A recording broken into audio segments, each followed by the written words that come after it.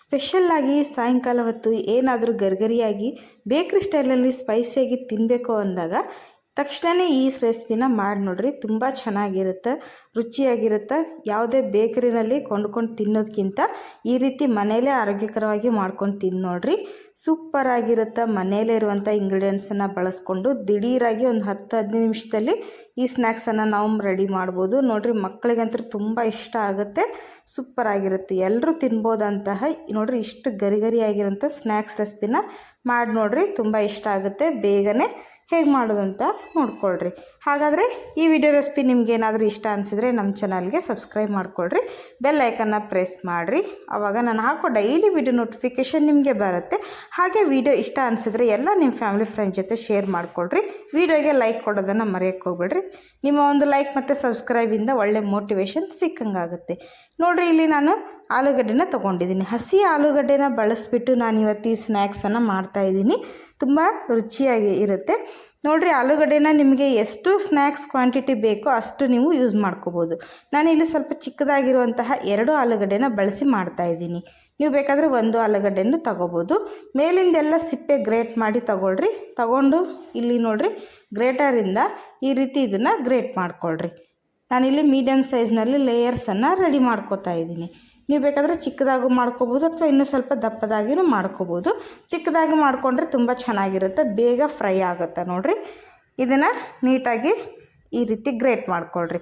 ಇಲ್ಲ cheese greater ಇದ್ದರೆ ಅದರಲ್ಲಿಂದನೂ ನೀವು ಗ್ರೇಟ್ ಮಾಡಿ ತೊಗೊಳ್ರಿ. ಇಷ್ಟು ಲೇಯರ್ಸ್ ಬಂದಿದೆ. ನಾನು 2 ಆಲೂಗಡ್ಡೆನೂ ಈ ರೀತಿ ಗ್ರೇಟ್ ಮಾಡಿ ತೊಗೊಂಡಿದ್ದೀನಿ ನೋಡಿರಿ ಲೇಯರ್ಸ್ ಎಷ್ಟು ಚೆನ್ನಾಗಿ ಬಂದಿದೆ ಅಂತ ಹೇಳಿದ್ರೆ ಸೂಪರಾಗಿರುತ್ತೆ. ಈ ಥರ ಗ್ರೇಟ್ ಮಾಡಿ ಹಾಕೋದ್ರಿಂದ ಈಗ ಇದನ್ನು 1-2 ಸರಿ ಇದನ್ನು ವಾಶ್ ಮಾಡಬೇಕು ನೀರಿನಲ್ಲಿ ನೋಡಿರಿ. ಸ್ವಲ್ಪ ಹೊತ್ತು ಇಟ್ಬಿಟ್ರೆ ಸಾಕು, ಆಲೂಗಡ್ಡೆ ಈ ಥರ ಕೆಂಪಗಾಗ್ಬಿಡುತ್ತೆ. ಹೀಗಾಗಬಾರ್ದು ಅಂದರೆ ನೋಡಿರಿ ನಾವು ಗ್ರೇಟ್ ಮಾಡಿದಾಗ ಈ ರೀತಿ 1-2-3 ಸತಿ ನೀರಿನಲ್ಲಿ ಹಾಕಿ ಇದನ್ನು ವಾಶ್ ಮಾಡಬೇಕು. ಆವಾಗ ಇದರಲ್ಲಿರುವಂಥ ಸ್ಟಾರ್ಚ್ ಎಲ್ಲ ಹೊರಟೋಗುತ್ತೆ. ಸ್ಟಾರ್ಚ್ ಹೊರಟೋದ್ರೇ ಗರಿಗರಿಯಾಗಿ ಬರುತ್ತೆ ಸ್ನ್ಯಾಕ್ಸ್. ಲೇಯರ್ಸ್ ಕೂಡ ತುಂಬ ಚೆನ್ನಾಗಿರುತ್ತೆ, ಹಾರ್ಡ್ ಆಗುತ್ತೆ. ಲೇಯರ್ಸ್ ಹಾರ್ಡ್ ಆದರೆ ಏನಾಗುತ್ತೆ ನೋಡಿರಿ, ನಾವು ಇದನ್ನು ಫ್ರೈ ಮಾಡಬೇಕಾದ್ರೆ ತುಂಬ ಚೆನ್ನಾಗಿ ಫ್ರೈ ಆಗುತ್ತೆ, ಒಳ್ಳೆ ಒಂದು ರುಚಿ ಕೊಡುತ್ತೆ ನೋಡಿರಿ. ಇದೇ ರೀತಿ ನೀರಿನಲ್ಲಿ ಹಾಕಿ 2 ಸರಿ ವಾಶ್ ಮಾಡಿ ತಗೊಳ್ರಿ. ಆವಾಗ ಕೆಂಪಗಾಗೋದಿಲ್ಲ, ಈ ರೀತಿ ವೈಟ್ ಕಲರ್ನಲ್ಲೇ ಇರುತ್ತೆ. ಪೂರ್ತಿ ನೀರನ್ನು ಹಿಂಡಿ ತಗೊಳ್ರಿ. ನೀರಿನ ಅಂಶ ಇಡಕ್ಕೆ ಹೋಗಬೇಡ್ರಿ, ಇಲ್ಲಾಂದ್ರೆ ಸ್ಟ್ರೈನರ್ನಲ್ಲಿ ಹಾಕಿ ಬಸ್ತು ಬಿಡ್ರಿ ನೀರೆಲ್ಲ ಹೋಗೋ ರೀತಿ. ಈಗ ಒಂದು ಕಡಾಯಿನ ತಗೊಳ್ರಿ.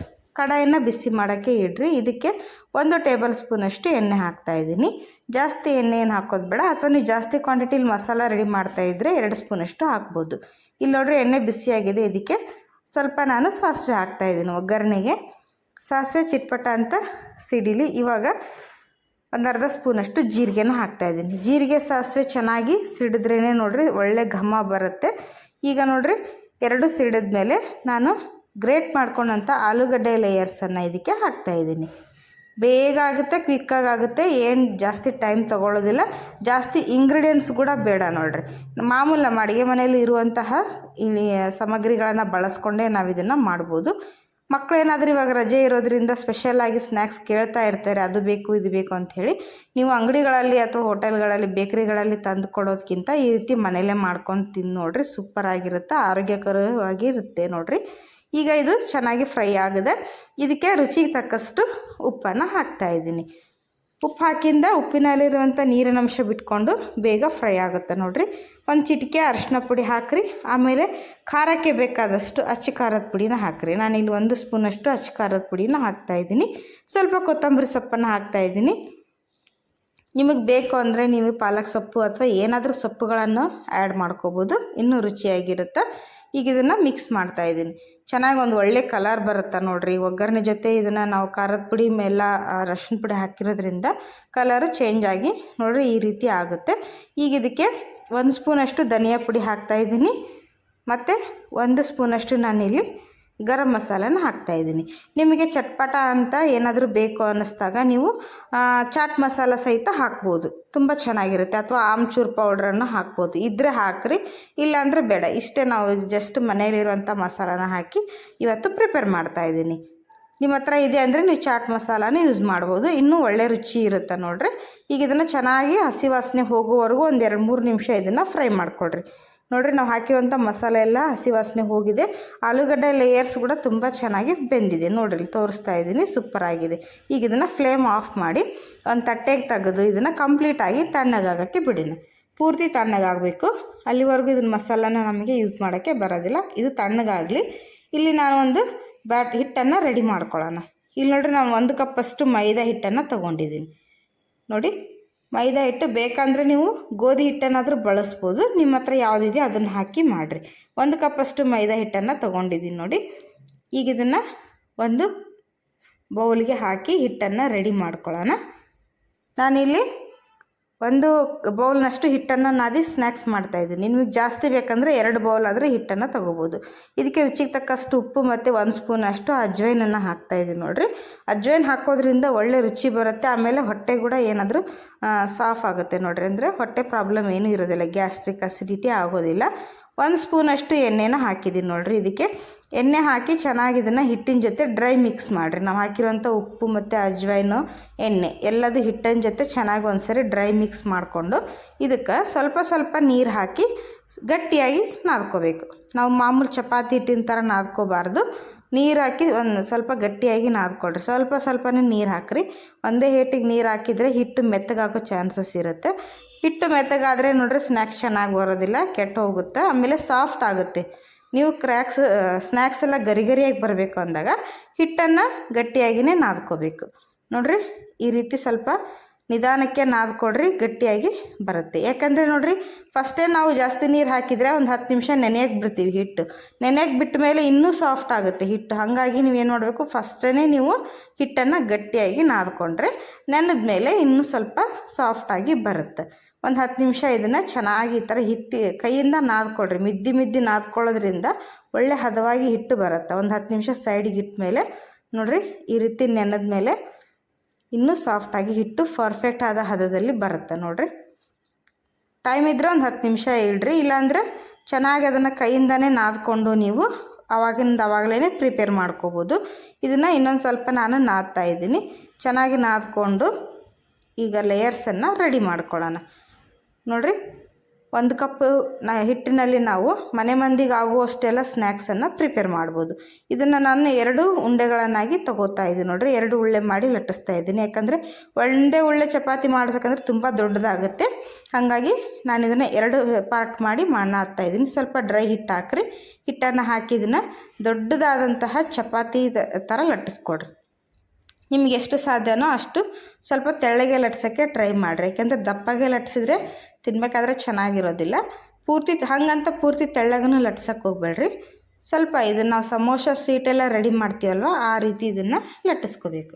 ಸ್ವಲ್ಪ ಗಟ್ಟಿ ಇರುತ್ತೆ, ನೀವು ಪ್ರೆಷರ್ ಹಾಕಿ ಲಟ್ಟಿಸ್ರಿ, ಆವಾಗ ಚೆನ್ನಾಗಿ ಬರುತ್ತೆ. ನೋಡಿರಿ, ಈ ರೀತಿ ಇದನ್ನು ಲಟ್ಟಿಸ್ಕೊಳ್ರಿ. ಒಂದು ಹತ್ರ ದಪ್ಪ, ಒಂದು ಹತ್ರ ತೆಳ್ಳಗೆ ಲಟ್ಸೋಕ್ಕೆ ಹೋಗ್ಬೇಡ್ರಿ. ಈಕ್ವಲ್ ಆಗಿ ಇದನ್ನು ಶೀಟನ್ನು ರೆಡಿ ಮಾಡಿಕೊಡ್ರಿ. ನೋಡಿರಿ, ಈ ರೀತಿ ಇಲ್ಲಿ ಚಪಾತಿನ ಥರ ಲಟ್ಸಿದ್ದೀನಿ. ಎಷ್ಟು ದಪ್ಪ ಇದೆ ಅಂತ ನಾನು ತೋರಿಸ್ತೀನಿ. ನೋಡಿರಿ, ಇಷ್ಟು ತೆಳುವಾಗಿ ಇರಬೇಕು. ಇಷ್ಟು ತೆಳ್ಳಗಿದ್ರೆ ಪರ್ಫೆಕ್ಟಾಗಿ ಬರುತ್ತೆ. ತುಂಬ ಚೆನ್ನಾಗಿ ಕ್ರಿಸ್ಪಿಯಾಗಿ ತಿನ್ನಬೇಕಾದ್ರೂ ಕ್ರಿಸ್ಪಿಯಾಗಿರುತ್ತೆ. ನೀವು ಫ್ರೈ ಮಾಡಿ ಇಟ್ಟ ಮೇಲೂ ಸಹಿತ 2-3 ದಿನ ಇಟ್ಟರೂ ಅದು ಕ್ರಿಸ್ಪಿಯಾಗಿಯೇ ಇರುತ್ತೆ. ಈಗ ನೋಡಿರಿ, ಎಡ್ಜಸ್ ಎಲ್ಲ ತೆಗೆದುಬಿಟ್ಟು ನಾನು ಇದನ್ನು ಸ್ಕ್ವೇರ್ ಆಕಾರದಲ್ಲಿ ಶೀಟನ್ನು ರೆಡಿ ಮಾಡ್ಕೊತಾ ಇದ್ದೀನಿ. ಸ್ಕ್ವೇರ್ ಆಕಾರದಲ್ಲಿ ಇದನ್ನು ಕಟ್ ಮಾಡಿಕೊಡ್ರಿ. ಹಾಗಾಗಿ ನಾನು ಇದನ್ನು ಸ್ವಲ್ಪ ದೊಡ್ಡದಾಗಿಯೇ ಲಟ್ಟಿಸ್ಕೊಂಡಿದ್ದೀನಿ. ಏಕೆಂದರೆ ಬೇಗ ಆಗುತ್ತೆ ಅಂಥೇಳಿ ಎಲ್ಲ ಎಡ್ಜಸ್ಸನ್ನು ತೆಗೆದುಬಿಡ್ರಿ. ಮತ್ತು ನೀವು ಅದನ್ನು ಮಿಕ್ಕಿರೋಂಥ ಹಿಟ್ಟನ್ನು ಇದೇ ರೀತಿ ಲಟ್ಟಿಸ್ಕೊಂಡು ಇದೇ ರೀತಿ ಸ್ಕ್ವೇರ್ ಆಕಾರದಲ್ಲಿ ನೀವು ಪ್ರಿಪೇರ್ ಮಾಡ್ಕೋಬೋದು. ಈಗ ನೋಡಿರಿ, ಮಧ್ಯದಲ್ಲಿ 2 ಕಟ್ಸನ್ನು ಹಾಕ್ತಾಯಿದ್ದೀನಿ. ಈ ರೀತಿ ಮತ್ತು ಈ ಉದ್ದಗೆ ಒಂದು ಸರಿ ಕಟ್ ಮಾಡ್ಕೊಳ್ರಿ. ಈ ಥರ ಅಡ್ಡಲಾಗಿಯೂ ಸಹಿತ ಒಂದು ಸರಿ ಇದನ್ನು ಕಟ್ ಮಾಡ್ಕೊಳ್ರಿ. ಯಾವ ರೀತಿ ಅಂತ ತೋರಿಸ್ತೀನಿ ವಿಡಿಯೋದಲ್ಲಿ ನೋಡಿರಿ. ಅದಕ್ಕೆ ವಿಡಿಯೋನ ಸ್ಕಿಪ್ ಮಾಡಿ ನೋಡಬೇಡ್ರಿ. ಯಾಕಂದರೆ ಪ್ರತಿಯೊಂದನ್ನು ನಾವು ಡೀಟೇಲಾಗಿ ತೋರಿಸ್ತಾ ಇರ್ತೀವಿ. ಒಂದು ಸ್ವಲ್ಪ ಸ್ಕಿಪ್ ಮಾಡಿದರೂ ಸಹಿತ ಏನಾಗುತ್ತೆ, ವಿಡಿಯೋ ಪಾರ್ಟ್ ಮಿಸ್ ಆಗುತ್ತೆ. ನೀವು ಇದನ್ನು ವಾಪಸ್ ಪ್ರಿಪೇರ್ ಮಾಡಬೇಕಾದ್ರೆ ನಿಮಗೆ ಸ್ನ್ಯಾಕ್ಸು ನೀಟಾಗಿ ಬರೋದಿಲ್ಲ. ನೋಡಿರಿ, ಈ ರೀತಿ ಎಲ್ಲ ಶೀಟ್ಗಳನ್ನು ರೆಡಿ ಮಾಡ್ಕೊಳ್ರಿ. ಇದೇ ರೀತಿ ಸ್ಕ್ವೇರ್ ಆಕಾರದಲ್ಲಿ ಇರಬೇಕು, ಅಂದರೆ ಪರ್ಫೆಕ್ಟಾಗಿ ಬರುತ್ತೆ. ಈಗ ನೋಡಿರಿ, ನಾವು ಪ್ರಿಪೇರ್ ಮಾಡ್ಕೊಂಡಂಥ ಮಸಾಲೆ ಏನಾಗಿದೆ, ತಣ್ಣಗಾಗಿದೆ ಪೂರ್ತಿ. ಈಗ ಇದರೊಳಗೆ ಇದನ್ನು ಫಿಲ್ ಮಾಡೋಣ. 1 ಸ್ಪೂನಷ್ಟು ನಾನಿಲ್ಲಿ ಇದರೊಳಗೆ ಹಾಕ್ತಾಯಿದ್ದೀನಿ. ತುಂಬ ಜಾಸ್ತಿ ಹಾಕಕ್ಕೆ ಹೋಗಬೇಡ್ರಿ. 1 ಅಥವಾ 1.5 ಸ್ಪೂನಷ್ಟು ಮಸಾಲಾನ ಹಾಕಿರಿ. ನೀವೇನಾದರೂ ಈ ಶೀಟನ್ನು ದೊಡ್ಡದಾಗಿ ಮಾಡ್ಕೊಂಡಿದ್ರೆ 2 ಸ್ಪೂನಷ್ಟು ಹಾಕ್ಬೋದು. ನಾನಿಲ್ಲಿ ಚಿಕ್ಕದಾಗಿ ಮಾಡ್ತಾಯಿದ್ದೀನಿ ಮಕ್ಕಳಿಗೋಸ್ಕರ. ಹಾಗಾಗಿ ಏನು ಮಾಡ್ತಾಯಿದ್ದೀನಿ, ಸ್ವಲ್ಪನೇ ಮಸಾಲಾನ ಹಾಕ್ತಾಯಿದ್ದೀನಿ. ನೋಡಿರಿ, ಇದೇ ರೀತಿ ಎಲ್ಲದಕ್ಕೂ ಹಾಕಿ ರೆಡಿ ಮಾಡಿಕೊಡ್ರಿ. ನೋಡಿರಿ, ಬೇಗನೆ ಆಗುತ್ತೆ. ಒಂದು 5-6 ನೀವು ಒಂದೇ ಸರಿಗೆ ನೀವು ರೆಡಿ ಮಾಡ್ಕೋಬೋದು. ಈಗ ಇದೇ ರೀತಿ ಎಲ್ಲದಕ್ಕೂ ಹಾಕ್ಕೊಂಡು ಒಂದು ಕಪ್ನಲ್ಲಿ ನೀರು ತೊಗೊಳ್ರಿ. ನೀರು ತೊಗೊಂಡು ಈ ಶೀಟ್ಗೆಲ್ಲ ಎಡ್ಜಸ್ಟಿಗೆ ಹಚ್ಚಿರಿ. ಯಾಕಂದರೆ ಚೆನ್ನಾಗಿ ಅಂಟ್ಕೋಬೇಕು. ಇದು ಅಂಟ್ಕೊಳ್ಳಿಲ್ಲ ಅಂದರೆ ಏನಾಗುತ್ತೆ, ಎಣ್ಣೆಯಲ್ಲಿ ಸ್ಪ್ರೆಡ್ ಆಗಿಬಿಡುತ್ತೆ, ಹೊರಗಡೆ ಬರೋ ಚಾನ್ಸ್ ಇರುತ್ತೆ ಮಸಾಲೆಗಳು. ಹಾಗಾಗಿ ಸ್ವಲ್ಪ ಇದನ್ನು ನೀರು ಹಚ್ಚಿಬಿಟ್ಟು ನೀಟಾಗಿ ಕೋಟ್ ಮಾಡಿಕೊಡ್ರಿ. ಆವಾಗ ಎಡ್ಜಸ್ ಎಲ್ಲ ಓಪನ್ ಆಗೋದಿಲ್ಲ, ಎಣ್ಣೆಲಿ ಹಾಕಿದ ತಕ್ಷಣ ಬಾಯಿ ಬಿಡೋದಿಲ್ಲ. ನೋಡಿರಿ, ಸೂಪರಾಗಿ ಬರುತ್ತೆ. ಇದೇ ರೀತಿ ನೀವು ಕೂಡ ಮಾಡಿಕೊಡ್ರಿ, ಚೆನ್ನಾಗಿ ಬರುತ್ತೆ ನೋಡಿ. ಈಗ ಇದನ್ನು ಫೋಲ್ಡ್ ಮಾಡೋದು ಹೇಗೆ ಅಂತ ತೋರಿಸ್ತೀನಿ ನೋಡಿರಿ. ಈ ರೀತಿ ಫಸ್ಟು ಒಂದು ಮಧ್ಯದಲ್ಲಿ ನೀವು ಮಸಾಲೆ ಇಟ್ಟಿರ್ತೀರಲ್ವ, ಈ ಕಡೆಯಿಂದನೂ ತಿರುವು ಹಾಕಬೇಕು. ಈ ಕಡೆಯಿಂದನೂ ಇದನ್ನು ಫೋಲ್ಡ್ ಮಾಡಿ ಮೇಲೆಯಿಂದ ನೀವೇನು ನೀರು ಅಂಟಿಸಿರ್ತೀರವಲ್ಲ, ಸ್ವಲ್ಪ ನಿಧಾನಕ್ಕೆ ಇದನ್ನು ಪ್ರೆಸ್ ಮಾಡಿಕೊಡ್ರಿ. ಈಸಿಯಾಗಿ ಅಂಟ್ಕೊಳ್ಳುತ್ತೆ, ಯಾವುದೇ ಕಾರಣಕ್ಕೂ ಹೊರಗೆ ಬರೋದಿಲ್ಲ.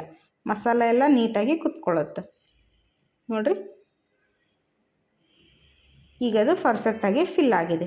ಇದೇ ರೀತಿ ನೀವು ಎಲ್ಲದನ್ನು ಮಾಡಿಕೊಡ್ರಿ. ಈಸಿಯಾಗಿ ನೋಡಿರಿ, ಹೊಸದಾಗಿ ಕಲಿಯೋರು ಸಹಿತ ಮಾಡ್ಕೋಬೋದು. ಏನು ಬ್ರಹ್ಮವಿದ್ಯೆ ಅಲ್ಲ. ನೋಡಿ ಸ್ವಲ್ಪ ಪೇಷನ್ಸಿಂದ ಮಾಡಿಕೊಂಡ್ರೆ ಈಸಿಯಾಗಿ ಡಿಫ್ರೆಂಟ್ ಆದ ಸ್ಟೈಲ್ನಲ್ಲಿ ನೀವು ಕೂಡ ಮನೆಯಲ್ಲೇ ಈಸಿಯಾಗಿ ಸ್ನ್ಯಾಕ್ಸನ್ನು ರೆಡಿ ಮಾಡ್ಬೋದು. ನೋಡಿರಿ, ಮಕ್ಕಳಿಗೆ ದೊಡ್ಡವ್ರಿಗೆ ಎಲ್ಲರಿಗೂ ಇಷ್ಟ ಆಗುತ್ತೆ. ಬೇಕರಿನಲ್ಲಿ ಅಥವಾ ಹೊರಗಡೆ ತಿನ್ನೋದಕ್ಕಿಂತ ಈ ರೀತಿ ಆರೋಗ್ಯಕರವಾಗಿ ಮನೆಯಲ್ಲೇ ಮಾಡಿಕೊಡ್ರಿ. ಸೂಪರಾಗಿರುತ್ತೆ, ಇಂಟ್ರೆಸ್ಟಿಂಗ್ ಆಗಿರುತ್ತೆ ನೋಡಿರಿ. ಇದೇ ರೀತಿ ಫೋಲ್ಡ್ ಮಾಡಿ ಎಲ್ಲ ಸ್ನ್ಯಾಕ್ಸನ್ನು ನಾನಿಲ್ಲಿ ಪ್ರಿಪೇರ್ ಮಾಡಿ ತೊಗೊಂಡು ಬರ್ತೀನಿ. ನೋಡಿರಿ, 1 ಕಪ್ ಹಿಟ್ಟಿನಲ್ಲಿ ಇಷ್ಟು ಸ್ನ್ಯಾಕ್ಸು ರೆಡಿ ಆಗಿದ್ದಾವೆ. ಈಗ ಇದನ್ನು ಫ್ರೈ ಮಾಡ್ಕೊಳ್ಳೋಣ. ಒಂದೇ ಸರಿ ನೀವು ಇದನ್ನು ಮಾಡಿಕೊಂಡ್ರೆ ನೋಡಿರಿ, ಈ ರೀತಿ ಮಾಡಿಕೊಂಡು ನೀವು ಇದನ್ನು ಬಾಕ್ಸಲ್ಲಿ ಹಾಕಿಟ್ಟು ಫ್ರಿಜ್ನಲ್ಲಿಟ್ಟರೆ ನೀವು 3-4 ದಿನ ಅದನ್ನು ಯೂಸ್ ಮಾಡಿ ಫ್ರೈ ಮಾಡ್ಕೋಬೋದು. ಅಂದರೆ ನಿಮಗೆ ಬೇಕು ಅಂದಾಗ ಫ್ರೈ ಮಾಡ್ಕೊಂಡು ತಿನ್ಬೋದು. ಆ ರೀತಿ ಫಿಲ್ ಮಾಡಿ ನೀವು ಫ್ರೀಜ್ನಲ್ಲಿ ಕೂಡ ನೀವು ಇಟ್ಕೋಬೋದು. ನೋಡಿರಿ, ತುಂಬ ಚೆನ್ನಾಗಿ ಇರುತ್ತೆ, ಏನು ಹಾಳಾಗೋದಿಲ್ಲ. ಈಗ ಇದನ್ನು ಫ್ರೈ ಮಾಡೋದಕ್ಕೆ ಎಣ್ಣೆ ಹಾಕ್ತಾಯಿದ್ದೀನಿ. ಒಂದು ಕಡಾಯಿ ಬಿಸಿ ಮಾಡ್ಕೊಂಬಿಟ್ಟು ನಿಮ್ಗೆ ಎಷ್ಟು ಬೇಕೋ ಅಷ್ಟು ಎಣ್ಣೆನ ಹಾಕಿ ಫ್ರೈ ಮಾಡ್ಬೋದು. ನೀವು ಶಾಲೋ ಫ್ರೈ ಆದರೂ ಮಾಡ್ಬೋದು ಅಥವಾ ಡೀಪ್ ಫ್ರೈ ಆದರೂ ಮಾಡ್ಬೋದು. ಆದರೆ ಎಣ್ಣೆ ಮಾತ್ರ ಓವರ್ ಹೀಟ್ ಮಾಡೋಕ್ಕೆ ಹೋಗಬೇಡ್ರಿ. ಮೀಡಿಯಮ್ ಹೀಟ್ ಮಾಡಿ ಮೀಡಿಯಮ್ ಹೀಟ್ನಲ್ಲೇ ಇದನ್ನು ಕರಿಬೇಕು. ಸ್ವಲ್ಪ ಕ್ರಿಸ್ಪಿಯಾಗಿ ಬರಬೇಕು ಅಂದರೆ ಹೈ ಫ್ಲೇಮಲ್ಲಿ ಕರಿಯೋಕ್ಕೆ ಹೋಗಬೇಡ್ರಿ, ಮೀಡಿಯಮ್ ಹೀಟ್ನಲ್ಲೇ ಕರೀರಿ. ನೋಡಿರಿ, ನಾನು ಹಾಕಬೇಕಾದ್ರೆ ಇಲ್ಲಿ ಎಣ್ಣೆ ನಿಮಗೆ ಗೊತ್ತಾಗುತ್ತೆ ತುಂಬ ಹೀಟ್ ಆಗಿಲ್ಲ ಅಂಥೇಳಿ. ತುಂಬ ಹೀಟ್ ಮಾಡೋಕ್ಕೆ ಹೋಗಬಾರ್ದು, ಮೀಡಿಯಮ್ ಹೀಟ್ನಲ್ಲೇ ಇದನ್ನು ಫ್ರೈ ಮಾಡಿಕೊಡ್ರಿ. ಅಂದರೆ ಒಳಗಡೆ ಫಿಲ್ಲಿಂಗ್ ಕೂಡ ತುಂಬ ಚೆನ್ನಾಗಿ ಫ್ರೈ ಆಗುತ್ತೆ. ಮೇಲ್ಗಡೆ ಏನು ಶೀಟ್ ಇದೆ ಅಲ್ವಾ, ಅದು ಕೂಡ ಕ್ರಿಸ್ಪಿಯಾಗಿ ಬೆಂದಿರುತ್ತೆ. ನೋಡಿರಿ, ಇಲ್ಲಿ ಒಂದು ಕಡೆ ಚೆನ್ನಾಗಿ ಗೋಲ್ಡನ್ ಬ್ರೌನ್ ಬರೋವರೆಗೂ ಫ್ರೈ ಆಗಿದ್ದಾವೆ. ಈಗ ಇದನ್ನು ತಿರುಗಿಸಾಕ್ರಿ. ಇದೇ ರೀತಿಯೇ ನಿಧಾನಕ್ಕೆ ನೀವು ಮೀಡಿಯಮ್ ಹೀಟ್ನಲ್ಲಿ ಫ್ರೈ ಮಾಡಿಕೊಡ್ರಿ. ಆವಾಗ ಈಸಿಯಾಗಿ ಬರುತ್ತೆ, ಕ್ರಿಸ್ಪಿಯಾಗಿರುತ್ತೆ. ನೀವು ಇದನ್ನು ಸ್ಟೋರ್ ಕೂಡ ಮಾಡ್ಬೋದು. ಒಂದು 2-3 ದಿನ ಸ್ಟೋರ್ ಮಾಡಿದರೂ ಕೂಡ ಏನೂ ಹಾಳಾಗೋದಿಲ್ಲ. ಇದೇ ರೀತಿ ಕ್ರಿಸ್ಪಿಯಾಗಿಯೇ ಇರುತ್ತೆ. ಅಥವಾ ನೀವೇನಾದರೂ ಹೊರಗಡೆ ಪಿಕ್ನಿಕ್ ಹೋಗೋರಿದ್ರೆ, ಟ್ರಿಪ್ಪಿಗೆ ಹೋಗೋರಿದ್ರೆ ಸ್ನ್ಯಾಕ್ಸನ್ನು ಈ ಥರ ಪ್ರಿಪೇರ್ ಮಾಡ್ಕೊಂಡು ಹೋಗ್ಬೋದು. ನೋಡಿರಿ, 2 ಕಡೆ ಈಗ ಚೆನ್ನಾಗಿ ಫ್ರೈ ಆಗಿದ್ದಾವೆ. ಈಗ ಇದನ್ನು ಎಣ್ಣೆ ಬಸ್ತು ತೆಗೆದುಬಿಡ್ರಿ. ನೋಡ್ತಿರ್ಬೋದು ಎಷ್ಟು ಕ್ರಿಸ್ಪಿಯಾಗಿ ಬಂದಿದೆ. ಕಲರ್ ಕೂಡ ತುಂಬ ಚೆನ್ನಾಗಿ ಬಂದಿದೆ. ಹಾಗಾದರೆ ತಡೆಯೋಕ್ಕೆ ಇವತ್ತೇ ನೀವು ಕೂಡ ಇದನ್ನು ಟ್ರೈ ಮಾಡಿ ನೋಡಿರಿ, ಹೇಗೆ ಬಂತು ಅಂತೇಳಿ ತಿಳಿಸಿ. ಹಾಗೆ ಈ ರೆಸಿಪಿ ಏನಾದರೂ ನಿಮ್ಗೆ ಇಷ್ಟ ಆಗ್ತಿದೆ ಅಂದ್ಕೊಂಡ್ರೆ ಎಲ್ಲ ನಿಮ್ಮ ಫ್ಯಾಮಿಲಿ ಫ್ರೆಂಡ್ಸ್ ಜೊತೆ ವಾಟ್ಸಪ್ ಗ್ರೂಪ್ಗಳಿಗೆ ಇದನ್ನು ಶೇರ್ ಮಾಡಿಕೊಡ್ರಿ. ಹಾಗೆ ಲೈಕ್ ಕೊಡೋದನ್ನು ಮರೆಯೋಕ್ಕೆ ಹೋಗಬೇಡ್ರಿ. ವಿಡಿಯೋಗೊಂದು ಲೈಕ್ ಕೊಡಿ. ನಮ್ಮ ಚಾನಲ್ನಲ್ಲಿ ಇದೇ ರೀತಿ ಎಲ್ಲ ಸ್ನ್ಯಾಕ್ಸ್ ರೆಸಿಪಿಗಳನ್ನು ನಾನು ಆಲ್ರೆಡಿ ಶೇರ್ ಮಾಡಿದ್ದೀನಿ. ಆಲೂ ಸ್ನ್ಯಾಕ್ಸ್ ಇರ್ಬೋದು, lunch box recipe, rice recipe, ಪ್ರತಿಯೊಂದನ್ನು ನಾನು ಶೇರ್ ಮಾಡಿದ್ದೀನಿ. ನೀವು ನಮ್ಮ ಚಾನಲ್ಗೆ ಏನಾದರೂ ಹೊಸಬ್ರಿದ್ದರೆ ಚಾನಲ್ ಓಪನ್ ಮಾಡಿ ನೋಡಿದ್ರೆ ನಿಮಗೆಲ್ಲ ಸ್ನ್ಯಾಕ್ಸ್ ರೆಸಿಪಿಗಳು, ಎಲ್ಲ ರೆಸಿಪಿಗಳ ವೀಡಿಯೋಗಳು ಅವೈಲೇಬಲ್ ಇರುತ್ತೆ. ಅಲ್ಲಿ ಹೋಗಿ ನೀವು ನೋಡ್ಕೋಬೋದು. ನಿಮಗೆ ಬೇಕಾದಂಥ ಎಲ್ಲ ಅಡುಗೆಗಳ ರೆಸಿಪಿಗಳನ್ನು ನಾನು ಶೇರ್ ಮಾಡಿದ್ದೀನಿ. ಈಗ ನೋಡಿರಿ ಹೇಗೆ ಬಂದಿದೆ ಅಂತೇಳಿ ತೋರಿಸ್ತಾ ಇದ್ದೀನಿ. ಸೂಪರ್ ಆಗಿದೆ ನೋಡಿರಿ, ಮುರಿಯೋದ್ರಲ್ಲೇ ಗೊತ್ತಾಗಿದೆ ಎಷ್ಟು ಖಡಕ್ಕಾಗಿ ಬಂದಿದೆ ಅಂಥೇಳಿ. ಅಷ್ಟೇ ರುಚಿಯಾಗೂ ಇರುತ್ತೆ ನೋಡಿ. ತುಂಬ ಮಸಾಲನೂ ಇಲ್ಲ, ಹಾಗಂಥೇಳಿ ಸಪ್ಪೆ ಕೂಡ ಇಲ್ಲ. ತುಂಬ ಚೆನ್ನಾಗಿ ಬಂದಿದೆ ನೋಡಿ, ಸೂಪರ್ ಆಗಿದೆ. ಹಾಗಾದರೆ ನೀವು ಟ್ರೈ ಮಾಡಿ ನೋಡಿರಿ. ವಿಡಿಯೋ ನೋಡಿದ್ದಕ್ಕೆ ಧನ್ಯವಾದಗಳು.